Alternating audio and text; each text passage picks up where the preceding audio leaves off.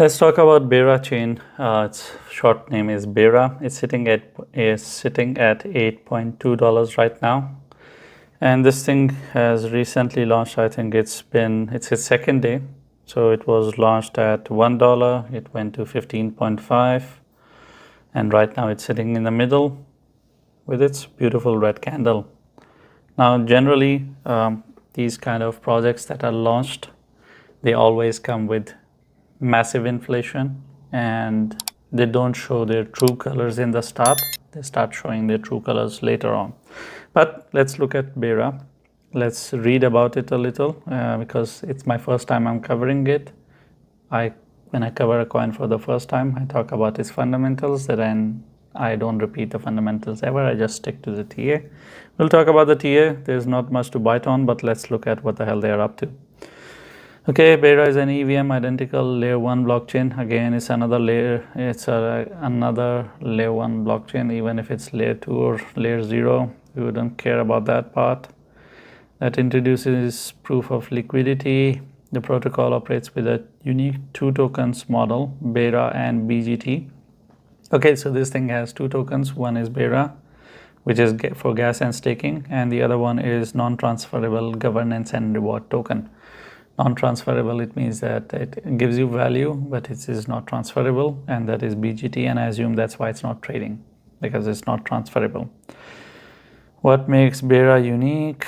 Okay, that's their sales pitch, total infrastructure, community, and blah blah. Anyway, when it comes to blockchains, my first question and last question to anyone who is creating a blockchain project is that how the hell are you going to compete when there are hundreds of other blockchains out there? How are you going to convince the developers to leave the existing blockchain and come to you? Because developers needs to come and learn your environment, if not the language, and get comfortable with you and develop on you while they are having a very comfortable, good life somewhere else. It's the same thing when you are introducing a new operating system. You have Microsoft Windows, you have Macintosh, and then someone comes with a new operating system. No one is going to develop softwares for them because the developers are going to say, where are your users? And then when you go to your users, the users will say, where are the softwares? So it's a double-edged sword. Both of the people want someone to be their users. They want to see the overall thing to be ready so users would come and use it. On the other hand, developers, they wouldn't come because there are no users. What's the point of developing for that new operating system? That's why they say don't invent the wheel. Same wheel, but unfortunately in crypto there is not much to bite. From 2016, since I'm in crypto, everyone has learned only one thing: to every now and then introduce a new blockchain with a hope that this blockchain is going to be more effective, efficient, cheaper, and faster. Is the general sales pitch. Anyway, as there is no ground to stand on and to prove, it's all my word against your word kind of situation that we are dealing with, which is total bullshit. Anyway, talking about its inflation, they have 100 million tokens in circulation. The total is 500 million, which means that every time they release 100 million tokens, they will be doubling the supply, which means they have 400% of inflation upcoming, which also means that whatever the high they create, after 400% inflation, no one along with their mothers will be able to push this thing go up again to those prices, because it will become really difficult. At current prices, the market cap is 800 million. After inflation, the market cap will go above 4 billion, and that will make things very, very tricky. But we are not here to talk about tricky. Let's talk about their unlocks. They have token unlocks, which is our beautiful inflation, and this inflation is going to start from May. On May 5th, they're going to release 10 million BERA tokens. That's an inflation of 2%. That's not bad at all.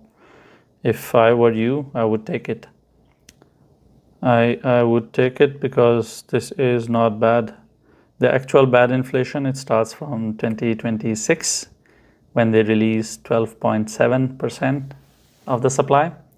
You can understand that 12.7%, they have 20%, so they will increase the inflation by 55% in 2026, damn it. And after that, every month they will be releasing 2.66%, which means 3%. So this is going to get crazy, because in 5 months then they will double the overall inflation. Yeah, 2026 is going to be extremely bad year for this project, and onwards it will be only horrible. So you have only 1 year with this project, which is 2025. This year they don't have much crazy stuff. They only have one token unlock, that is on 5th of May, and even that is 2%. I wouldn't care about that much. So whatever you want to do with BERA, do it this year, then cut off your marriage and get the hell out of it. Assuming that you think that this year is a bull run and that's a good idea to go and invest in crypto for a long-term relationship, whether it's months or weeks or a full year. Now let's talk about technicals. Technical analysis on this coin. Please don't assume it to be to have any form of validity, but I'll still do it because on the basis of what I see, let's use that. So as long as this thing continues to hold $7.2, you can expect it to go towards 9.2. And that's the maximum technical analysis that I can provide on this thing, because there is no chart, there is no live, there is no historical data. Human beings haven't reacted to this thing, so no one has any idea which areas to react to. That's the max I can map. 7.2, it can go towards 9.2. If it loses 7.2, I would assume that this thing is heading towards $4. And that's pretty much it with BERA. I'll see you in the next video. Thank you for watching the video. If you have any questions, or I have touched on a topic and you expect me to explain a bit more, I'll try my best to explain that to you in the comments. Leave a comment, and I'm not going to tell you to like and subscribe, because if you're not interacting with the video, or if you're not subscribed, you're not going to see all the 10 videos that I make every day. You're going to miss out on it, and I think you are educated enough to understand what to subscribe and what not to, because if you want to miss out on it, then why not? It's for your own good, and you should know better what is good for you.